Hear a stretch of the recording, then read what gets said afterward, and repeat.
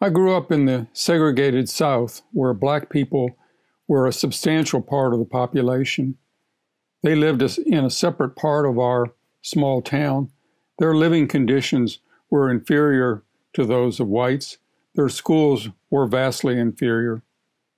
My parents were concerned about this unequal treatment and were respectful to Black people. My father was the assistant postmaster. He knew everybody in the town, and he was friends with many Black and white people. But he knew he lived in a segregated world. White people called him Cyrus. Black people called him Mr. Pine. My father valued white and Black people equally. He raised boxwood and donated these plants equally to all the churches in the town, Black churches and white churches. Also, I remember him telling me about a friend who was Black and was proud that his daughter received a scholarship to a college many miles away. It was a long drive, and an overnight stay was best, but motels were not available to Black people. The man and my father talked about strategies for this dilemma. My father was angry when he told me about this bigotry.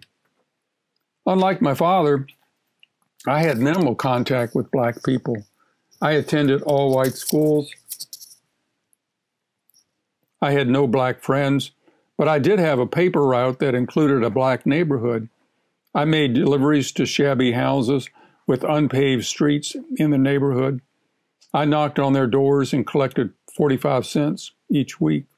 They treated me the same as white people did, but I really did not know them. I was aware of this racial inequality, but unlike my father, I did not fully appreciate the need to strive for justice.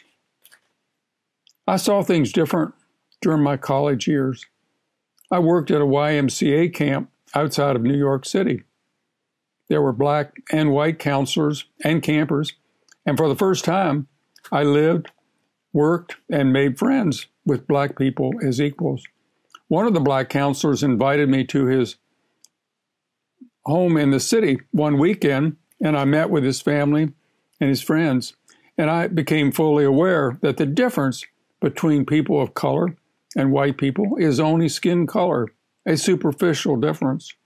I realized that the racial injustice in my hometown was wrong, and that I had been deprived of the opportunity to get to know people of color. I resolved to treat everyone the same and to strive for racial justice. I soon learned that this was not easy. At medical school in the South, I was friends with the only Black student, and that student was treated badly in endless ways. Some white patients refused to see a Black student doctor. Nurses assumed that the student was an orderly, and most importantly, faculty were less supportive to this student. Much of this maltreatment was subtle. I offered support and encouragement when we talked. I realized that speaking out against this injustice was the next step. It was the right step, and it would have been helpful, but this action would not have been tolerated in this setting. Now, many years later, as a result of the influence of my father and these experiences in my youth, I can and do speak out to promote racial equity.